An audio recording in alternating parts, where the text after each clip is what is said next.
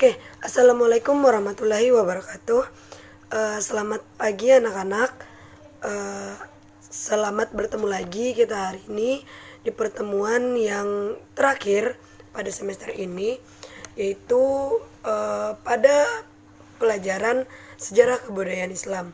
Nah, jadi materi kita pada hari ini adalah materi tentang sejarah lahirnya dinasti Umayyah, tetapi yang ada di Andalusia. Minggu kemarin kita sudah belajar sejarah juga tentang dinasti Umayyah juga, tapi yang di Damaskus. Nah, pada hari ini kita akan membahas perkembangan dan juga sejarah lahirnya yang ada di Andalusia. Nah, jadi sebelum kita memulai pelajaran kita hari ini, Ibu pengen nyapa dulu nih sekalian absen anak-anak yang ada di kelas. Nah, Dina ada. Oke. Rahman ada. Oke. Novita ada. Oke. Ini kalian di kelas ada 28 orang. So, nanti absen berjalan aja ya. Oke, sambil absen berjalan, Ibu pengen nih ngasih kilas sedikit dulu tentang pelajaran kita hari ini. Nah, pelajaran kita hari ini yaitu tentang sejarah lahirnya dinasti Umayyah, tetapi yang ada di Andalusia. Nah, jadi Ibu pengen setelah kita belajar tentang sejarah lahirnya ini, Ibu pengen kalian semua anak-anak Ibu tahu nih gimana sejarah berdirinya dinasti Umayyah yang ada di Andalusia, dan juga kalian bisa tahu apa saja sih dan bagaimana perkembangan dinasti Umayyah ini di Andalusia, dan juga kalian tahu faktor-faktor penyebab mundurnya dinasti Umayyah ini yang ada di Andalusia. Jadi kalian tahu nih tiga pokok ini gitu, yaitu bagaimana sejarah lahirnya, bagaimana perkembangannya, dan juga bagaimana dan apa sih faktor-faktor penyebab kemundurannya gitu. Nah, itu Ibu harap setelah pembelajaran kita ini, Ibu pengen kalian tahu gitu pokok-pokok pembelajaran kita. Oke, dan juga untuk pembelajaran kita hari ini lumayan berbeda dari pembelajaran kita sebelum-sebelumnya. Dan untuk pembelajaran hari ini, Ibu pengen kalian bergerak aktif nih. Nah, jadi nanti kalian bakal Ibu bagi beberapa kelompok. Kita ada 28, nanti Ibu bagi beberapa kelompok. Nanti dari kelompok-kelompok itu dibagi ya, ditentukan siapa ketua kelompoknya atau perwakilannya yang maju menghadap Ibu. Nah, nanti yang maju menghadap Ibu itu Ibu jelaskan materinya apa, terus perwakilan ini yang bakal menyampaikan ke kalian gitu. Nah, jadi metode ini biasa disebut dengan metode snow throwing. Nah, yang mana perwakilan tadi yang udah Ibu jelaskan materinya menjelaskan ke kalian materinya, dan juga nanti bakalan Ibu kasih kertas. Setelah Ibu kasih kertas, kalian tulis pertanyaan kalian apa yang relate gitu sama materi yang udah Ibu jelaskan dan udah kawan kalian jelaskan ke kalian. Nah, tulis pertanyaan dan nanti diremek-remek gitu, digumpal seperti bola. Nanti seluruh kalian semuanya berdiri dan dilempar gitu, saling lempar. Misalkan bola yang berisi pertanyaan tadi dilempar ke Dina gitu, yang lempar ini Novita, lempar ke Dina. Nanti Dina yang dapat kertas tadi menjawab pertanyaan yang telah dibuat oleh Dina gitu. Paham?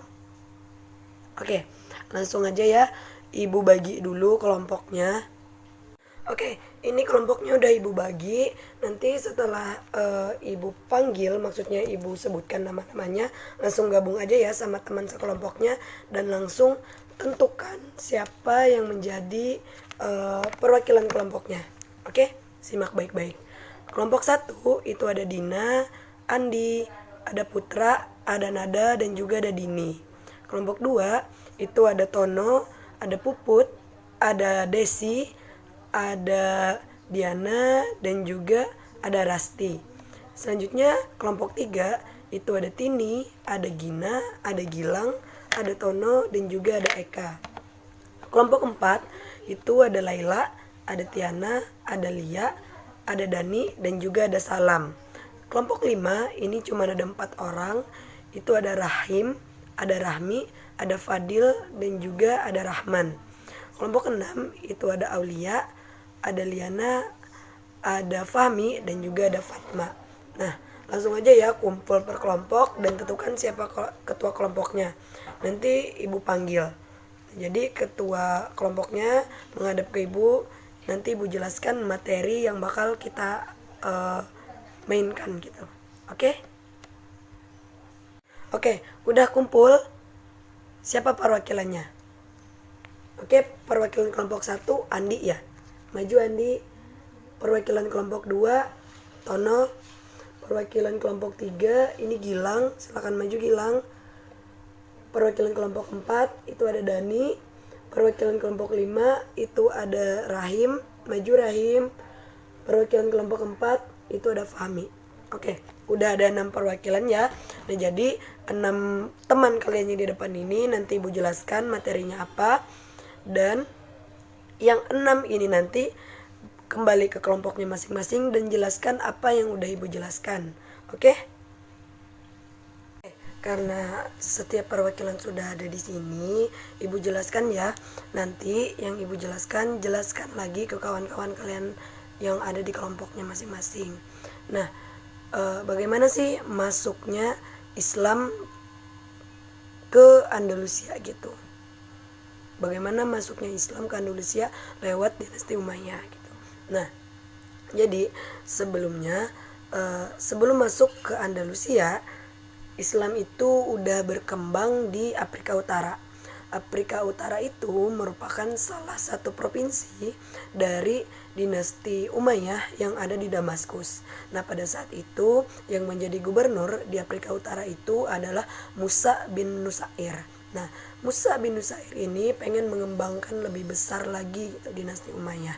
Nah, beliau mengutus Tarif bin Malik untuk menyelidiki bagaimana sih keadaan Andalusia pada saat itu gitu. Nah, berangkatlah Tarif ke Andalusia itu membawa 500 pasukan berkuda gitu. Nah, pada saat itu beberapa wilayah yang ada di Andalusia itu berhasil gitu ditaklukkan oleh Tarif. Nah, melihat keberhasilan Tarif tadi, yang mana penyerangan mereka yang awalnya cuma pengen menyelidiki itu berubah menjadi penyerangan, dan penyerangan itu tidak ada perlawanan yang berarti gitu dari masyarakat yang ada di Andalusia pada saat itu. Nah, melihat keberhasilan itu, Musa bin Nusair ini pengen melakukan ekspedisi gitu ke Spanyol atau ke Andalusia tadi dengan membawa pasukan dalam jumlah yang lebih besar, yaitu membawa 7.000 pasukan yang tetap di bawah pimpinan Tarif, tapi dan juga di bawah pimpinan Tarik bin Ziyad.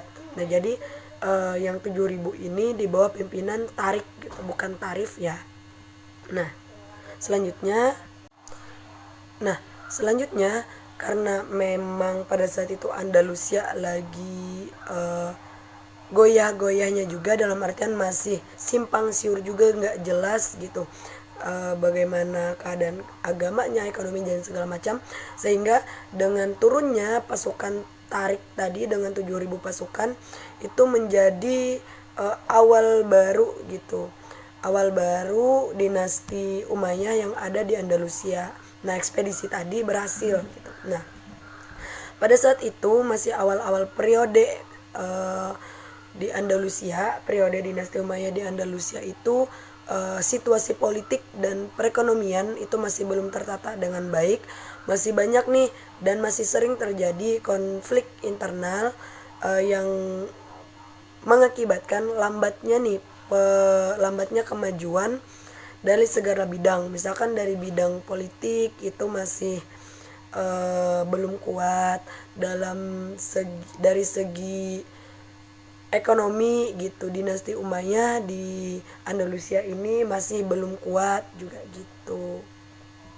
Nah, selanjutnya ada nih peran Abdurrahim I gitu. Nah, pada saat itu dinasti Umayyah yang ada di Damaskus itu runtuh.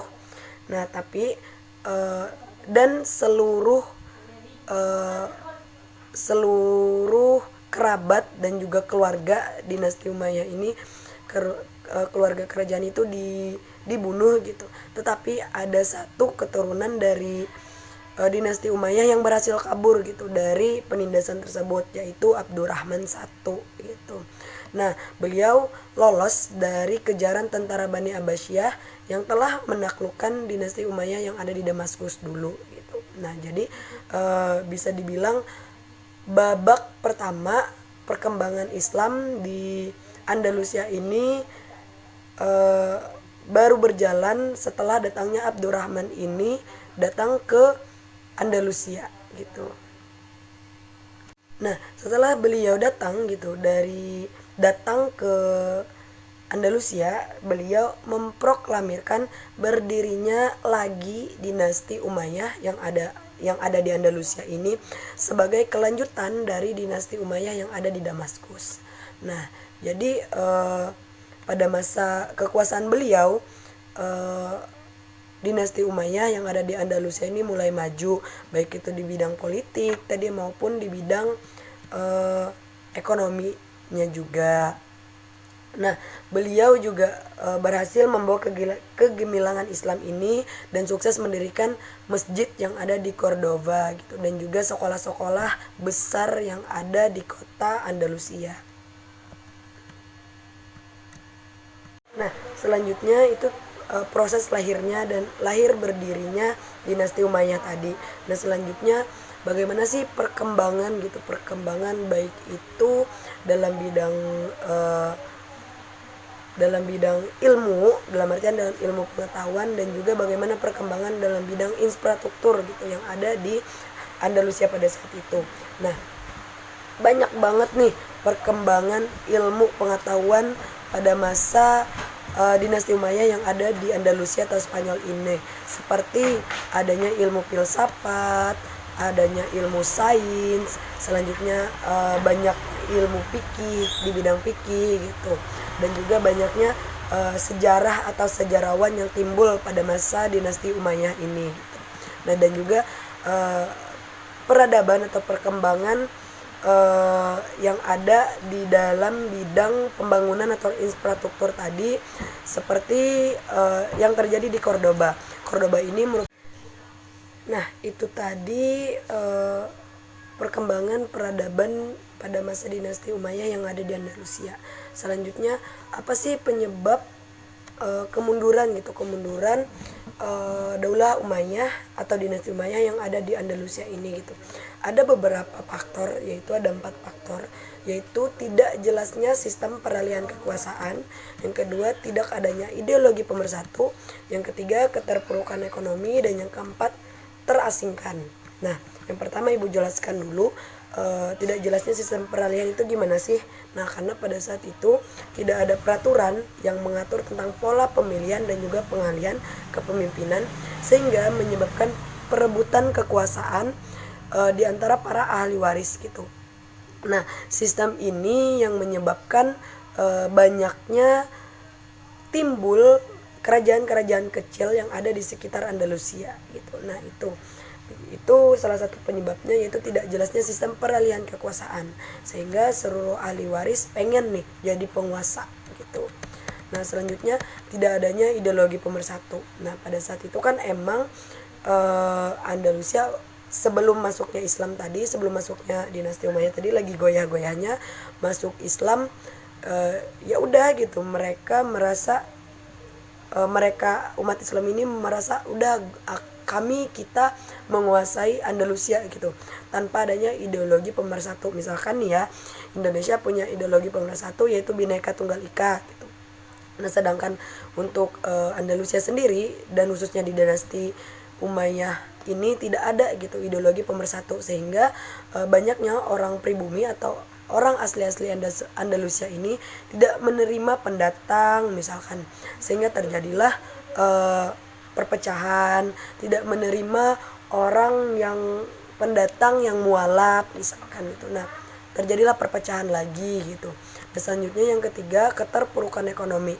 Nah, keterpurukan ekonomi di sini seperti yang udah Ibu jelaskan, pada saat itu umat Islam ini bisa dibilang fokusnya itu pada perkembangan ilmu pengetahuan dan juga perkembangan peradaban baik di infrastruktur dan lainnya, sehingga mereka kurang memperhatikan perkembangan ekonomi gitu, yang mana menyebabkan timbulnya kesulitan ekonomi yang memberatkan dan juga berpengaruh pada perkembangan politik dan juga militer gitu. Nah, jadi untuk perkembangan ekonomi ini kurang diperhatikan pada masa dinasti Umayyah yang ada di Andalusia ini gitu. Nah, selanjutnya terasingkan. Nah, kenapa sih Bu terasingkan gitu? Nah, terasingkan kenapa? Karena Andalusia ini merupakan negeri yang kecil gitu, yang terpencil dan terasing. Maksudnya jauh dari peradaban seperti Eropa gitu. Nah, Andalusia atau Spanyol ini lumayan jauh gitu, dan juga jarang mendapatkan perhatian, dalam artian misalkan ada bantuan itu biasanya datang dari Afrika Utara aja gitu. Nah, ini menyebabkan bangkitnya gitu pasukan Kristen pada saat itu untuk menyerang Andalusia gitu. Nah, mungkin itu aja penjelasan dari Ibu. Ada 3 penjelasan yang bakalan kalian jelaskan ke kawan-kawan kalian nanti di kelompok, yaitu tentang sejarah lahirnya, apa saja perkembangannya, dan apa saja faktor-faktornya. Nah, Ibu kasih waktu 5 menit untuk kalian menjelaskan. Selanjutnya nanti bakal Ibu bagikan kertas, nanti kalian tulis pertanyaannya dan apa, dan nanti setelah ditulis dibikin bola dan nanti bakalan dilempar ke kawannya yang lain. Oke? Silakan kembali ke tempat duduknya masing-masing. Oke, udah ya. Tadi udah dijelaskan sama kawan-kawan ketua kelompoknya. Oke, udah paham? Good. Nah, ini Ibu bagi kertasnya. Nanti di kertas ini tulis pertanyaannya, nanti dibuat seperti bola seperti ini. Nanti dilemparkan ke kawannya. Mengerti? Oke. Nanti ini Ibu bagikan ke ketua kelompok. Silakan ketua kelompoknya bagikan ke kawan kelompoknya masing-masing. Oke, udah semua? Oke, digulung kayak gini, dibikin digumpal kayak gini, dilempar. Oke, Ibu pengen untuk kali ini yang ngelempar itu dari kelompok 1 itu Putra. Ya boleh, lempar ke siapa aja. Oke. Siapa kena? Oh, Tini. Oke, silakan Tini buka kertasnya dan baca soalnya dan langsung jawab aja. Iya. Ibu Ulun, Tini izin menjawab pertanyaan dari Putra. Pertanyaannya, sebutkan dan jelaskan apa saja faktor-faktor penyebab kemunduran dinasti Umayyah yang ada di Andalusia. Langsung jawab Kak Bu. Oke. Nah, jadi untuk faktor-faktornya itu ada 4 faktor. Yang pertama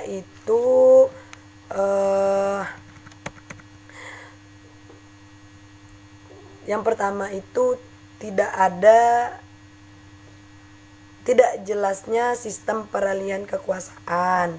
Yang kedua, tidak adanya ideologi. Selanjutnya ekonominya menurun. Dan juga yang terakhir itu terasingkan Bu. Ini dijelaskan. Nah, yang pertama itu peralihan kekuasaan yang tidak jelas itu karena tidak jelas, sehingga banyaknya para ahli waris ini pengen menguasai bangku kekuasaan gitu, sehingga terjadinya perpecahan sehingga banyak timbulnya kerajaan-kerajaan yang ada di Andalusia, kerajaan-kerajaan kecil. Nah, selanjutnya tidak adanya ideologi. Nah, seperti Indonesia kan Bu ada Bhinneka Tunggal Ika yang menjadi ideologinya gitu, ideologi pemersatu. Sedangkan untuk dinasti Umayyah di Andalusia ini tidak ada gitu, sehingga orang pribumi itu tidak terlalu menerima orang luar dan kurang menerima perbedaan gitu. Perbedaan antara yang muslim dan yang non muslim. Nah, yang selanjutnya ekonominya lemah. Nah, kenapa lemah? Karena mereka fokus pada perkembangan ilmu pengetahuan aja dan juga infrastruktur aja. Ibaratnya banyak pemasukan daripada pengeluaran, sehingga ekonominya lemah. Nah, selanjutnya terasingkan. Kenapa terasingkan? Ini tempatnya jauh, dalam artian negeri yang kecil aja, terpencil, dan biasanya yang membantu itu cuman dari Afrika Utara. Nah, selebihnya kurang diperhatikan, sehingga itu menjadi faktor-faktor penyebab kemunduran dinasti Umayyah yang ada di Andalusia, Bu. Inggi, terima kasih. Oke, makasih Tini atas jawabannya. Tadi Tini dapat dari siapa? Dari Putra ya? Oke, betul apa yang dikatakan Tini tadi. Nah, jadi untuk faktor-faktor penyebab kemundurannya dinasti Umayyah yang ada di Andalusia itu ada 4, yaitu adanya ketidakjelasan peralihan kekuasaan, keterpurukan ekonomi, selanjutnya tidak adanya ideologi pemersatu gitu, dan juga terasingkan. Nah, jadi udah bagus apa yang dijelaskan Tini tadi, dan juga Ibu harap kawan-kawan yang lain bisa memahami juga apa yang dijelaskan oleh kawan-kawan yang lain, dan juga kalian bisa tahu bagaimana sih lahirnya, bagaimana sih perkembangannya, dan bagaimana sih faktor-faktor kemundurannya gitu. Nah, dan juga Ibu pengen ngasih kesimpulan sedikit dari pembelajaran kita hari ini, yaitu bahwa dinasti Umayyah ini terjadi di 2 tempat gitu, dalam artian ada yang di Damaskus dan juga ada di Andalusia. Dan juga di Andalusia ini termasuk sejarah yang panjang juga, karena nggak terjadi langsung begitu saja gitu, banyak banget sekali perjalanannya gitu, historinya banyak banget gitu. Nah, jadi tapi Ibu harap dari 3 yang kita pelajarin tadi, 3 pokok tadi, Ibu harap kalian bisa memahaminya gitu, bisa mengerti gitu. Nah, jadi sebelum kita tutup kegiatan kita hari ini, Ibu pengen ucapin terima kasih dulu karena udah mengikuti kegiatan ini dengan disiplin, dalam artian nggak banyak kesana kemari gitu, dan menjawabnya dengan benar-benar gitu. Nah, ini merupakan salah satu contoh gitu, bahwa kalian menjelaskan apa yang telah dijelaskan balik lagi oleh kawan-kawan kalian atau ketua kelompok kalian tadi gitu. Alhamdulillah kalian sudah mengerti, dan ketua kelompok juga udah menjelaskan dengan kawan-kawan kelompoknya dengan baik juga, sehingga kawan-kawan kelompoknya bisa memahami dan menerima itu gitu. Makasih banyak ya ketua kelompok. Nah, next karena ini udah akhir semester, bakalan ada ulangan gitu. Nanti untuk infonya Ibu infokan lebih lanjut lagi. Nah, mungkin cukup sampai di sini aja pembelajaran kita hari ini. Salah hilap mohon dimaafkan. Semoga ilmunya bermanfaat dan juga berkah.